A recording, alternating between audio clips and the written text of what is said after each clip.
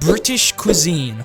The ocean of grey. The battlefield of beige. The field of slightly lighter beige. British cuisine has shaped the cultural landscape of Britain, whether that be up in the north where they stuff battered lamb into a sock and call it haggis, or down in the much more civilised and cultured south of England, home to such dishes as jellied eels and beans on toast. I haven't fact-checked any of these. They might not be from the north or south. I don't even know. But who is the winner in our extensive list of delectable dishes? Well, today we find out, because I'm using a scientifically proven method to determine the best British dish. A tier list. Let's go. Okay, so we have in front of me a wide array of British cuisine. It looks delicious, but some of it does, which is why, as a British man, I've decided to rate it all in this tier list right here. At the top, we've got godly scran. This goes to the top few things that I would eat every day of the week if I had the choice to. Followed by yummy in my tummy. These are things that, they're not quite god tier, but if I see them on a plate, I'm like, I'm eating that. I'm going to pick that up, I'm going to stick it in my mouth, and I'm going to eat it. And there's not going to be any arguments. There's not going to be any fuss about it. It's just great. Followed by mildly scrumptious. These are things that, I mean, I'll take them. They're there. They exist. I'm not proud to have them in my cuisine, but I'm glad they're here. Then we got preferably not. I tried to make all of these in like the most British way possible as well. Like these are the terms that us British people would use to rate these foods, or just to rate things in general. And then last but not least, we have the worst of all. Put this in a metal box and submerge it 60 feet under the Mariana Trench before nuking it multiple times and then burning it. It says at the stake after that as well, but it doesn't fit on the box. Let's begin, shall we? We've got Yorkshire pudding, a good one to start with. It's not the best part of the roast dinner for me personally. Roast potatoes are the best part of the roast dinner, but that's probably just because my mum does them well. It's yummy in my tummy. It's quite nice. I've realised how big this description is. We might have to shorten this because otherwise all of this stuff's gonna go off the screen. Next up, you got Sunday roast, which a Yorkshire pudding is part of. You cannot beat a Sunday roast. You got your potatoes and your meat. You combine them together. Ooh, it's great. Although I have a controversial opinion on roast dinners. I don't like gravy, and I think roast dinners should not be eaten with gravy. I think they should just be eaten on their own. Oh, what meat is the best? Probably chicken or beef is the best meat. And then you gotta have roast potatoes, and you gotta have fried vegetables. Ooh, brilliant. Next up, we got another classic British dish: fish and chips.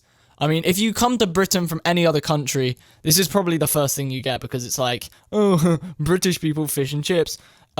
Yes, it's true. There are a lot of fish and chip shops in England, and there's a lot of variation in how they do their fish and chips. Like, you get fish and chips down south, it's like usually very expensive and extremely overpriced for what you get, but it's very nice. You get a nice large piece of fish, usually too big for the box. But then when you go up north, they put gravy on their chips, and I can't forgive that, to be honest. I know people from the north are going to hate me for that, but I cannot forgive putting gravy on your chips. Curry sauce, which is what we do down south, that is elite. So it's not quite godly scran. I think it's yummy in my tummy, personally, because that looks like a northern fish and chips. Also, in the Midlands, they make orange chips. I think it might not be like exactly the Midlands. It was like Coventry and Birmingham, I think. Like the Black Country. That's what that area of England's called. They make orange chips. Okay, next up we've got crumpets, which is part of a full English breakfast, I think. Well, I guess it's sort of the starter to a full English breakfast. I can't lie, I don't really like them that much. There's sort of too much bready substance to them, so I just feel sick after eating them. So preferably not a crumpet. If it's there, I'll take it, but I'm going to put it in preferably not. Now we've got the full English. Whew. Wow. Full English breakfast. Again, I'm very specific with mine, but if we're going by what I'd have for my full English breakfast, it's going godly scran. Behind the Sunday roast, though. I think Sunday roast is better than a full English. Yeah, personally, my full English breakfast consists of 2 sausages, not overdone, just slightly browned, a couple of rashers of thick bacon. Again, I want it pink. I don't want it like flipping burnt to a crisp, because I see some people doing that, and they are wrong-uns. Hash browns, oh my god, hash browns are a staple of the full English breakfast. They are brilliant, amazing food. I'll have like 10 of those, probably. I genuinely, every time I go to we have these things called Premier Inns, right? And they're like cheap hotels, and they do the best full English breakfast, because you can just like take all you want. And I always get just like 10 hash browns, because they are so nice, and it's especially in the Premier Inn breakfasts that the hash browns are so nice. Next up, we got a bacon sarnie, or a bacon sandwich, I guess. Down south, you call them a bacon sandwich. I think up north, you call them a bacon sarnie. It's the same thing. A bacon roll is nice. A bacon roll, that's like yummy in my tummy tier. Bacon sandwiches, where it's bread and bacon, I don't like as much. So it's going to mildly scrumptious. Next up, we've got a couple of sausages poking out here. I think that is bangers and mash, yeah. Bangers and mash, it literally is just sausage and potato, now that I think about it. It's a mashed potato with some sausage stuck in it. So it can't really go higher than mildly scrumptious. I mean, British cuisine, you look at this list, it looks very, very brown and grey. That is essentially what it is. And all of these, yeah, there is no colour and variation in this, apart from the mushy peas and pie and mash. But yeah, bangers and mash, it's alright. I've never been a massive fan of it. Okay, next we've got cottage pie. I'm actually having cottage pie for my tea tonight. I'm very excited for it. Although it's not the best on this list. It's, again, mildly scrumptious. It's alright. If you don't know what it is, it's just basically a pie, a squared pie made up of beef and potato, I think, and peas, and then it's covered in a layer of, I think it's potato, but some people put cheese in the potato, and that, I don't like cheese. Next up, shepherd's pie. I swear that's just the same as a cottage pie. There's probably some like minor difference, like a Cornish pasty is different to any other pasty because it's from Cornwall. Shepherd's pie probably has to be made by a shepherd or something. It's the same thing as a cottage pie. It's literally, you've used the same image and just flipped it. Like, it's the same thing. Okay, next we've got toad. Ooh, toad in the hole. Whenever I see this sitting on the plate, ready for me to consume, it's like heaven. It's great. And it's going in godly scran. In between a full English and a Sunday roast, toad in the hole. It's basically a Yorkshire pudding, but with sausages in it. And that gives it the little boost that puts it in godly scran, in my opinion. Okay, now we've got cauliflower cheese. Now, I don't like cheese. And I don't like cauliflower. So, but the thing is, I wouldn't put this in a metal box and submerge it 60 feet under the Mariana Trench before nuking it multiple times. I just wouldn't eat it. So, I guess preferably not. But I'd probably prefer a crumpet over it. Like, cauliflower cheese is... It's kind of dire. I mean, look at that. Like, ugh. Cornish pasty. Now, would I tell you how amazed I am when I eat a Cornish pasty? It's incredible. I love a Cornish pasty. It would be S tier. It would be godly scran. But I hate how fussy people who make Cornish pasties are. Because apparently, it's not really Cornish pasty unless it's made in Cornwall. And if we're judging on that scale... I think I've only ever eaten like 2 Cornish pasties, actually in Cornwall, which is basically like an area of Britain, very down south. It's about the southest west point you can get.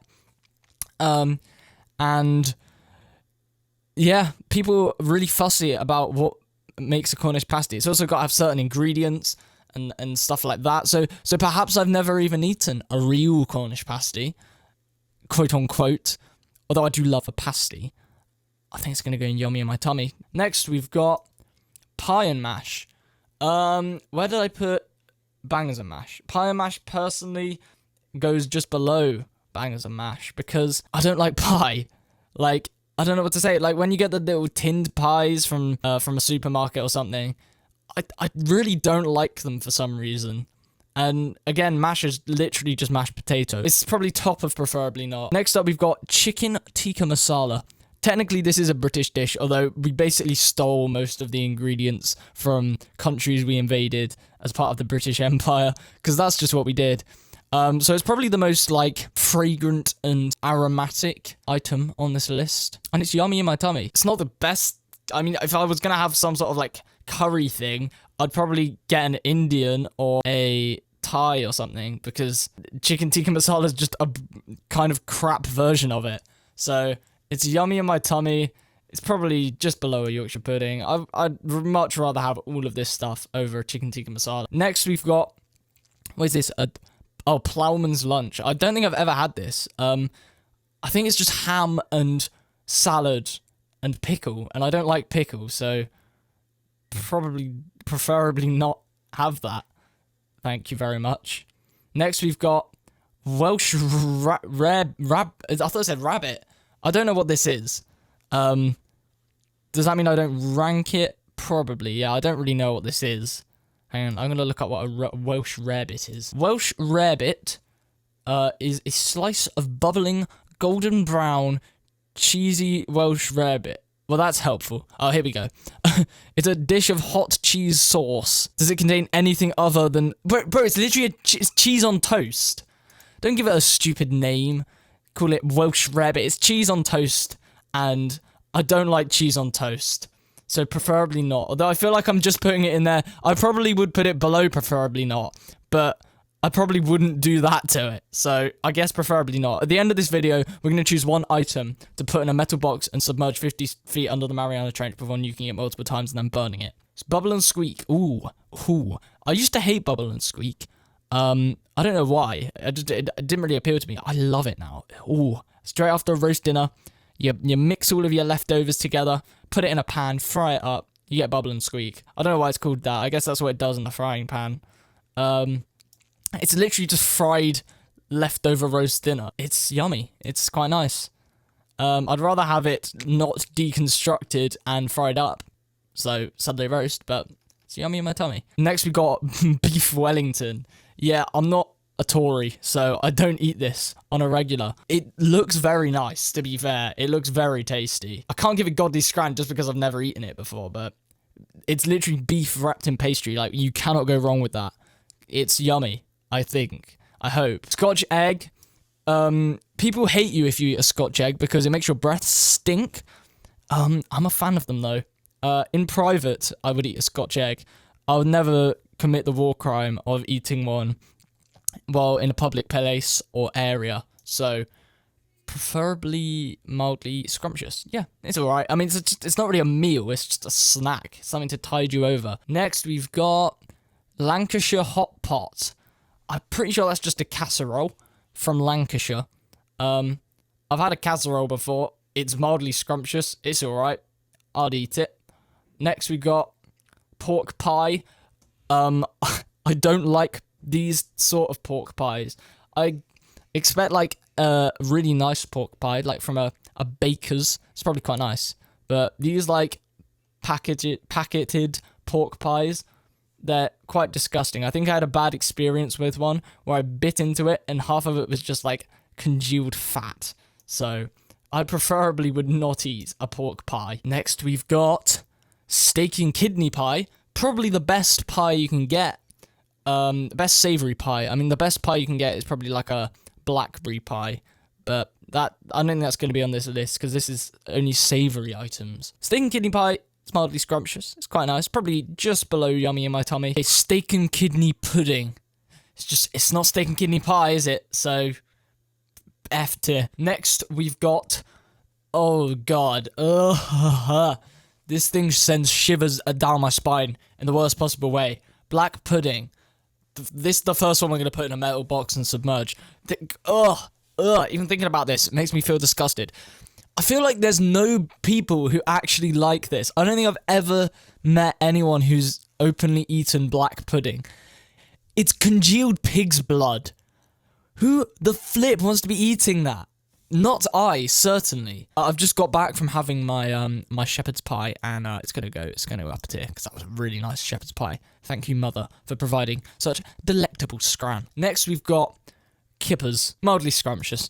Next, we've got liver and onion. Now we have haggis. I know what this is, but I don't know what it is, if you see what I mean. Like, I've heard of it. It's Scottish, and I'm pretty sure it's sheep or lamb, but I've never had it in my life.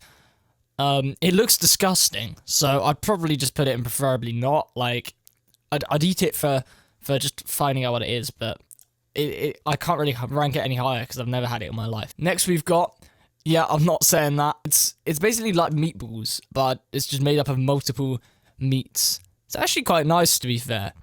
So, probably mildly scrumptious. Next, lava bread. I don't know what this is. It's a food product made from lava, an edible seaweed contained mainly in... Bro, no, that's not allowed. You can't be making, like, I get, like, Japanese seaweed, because it's from the coast of Japan. The coast of Wales is not quite the same thing.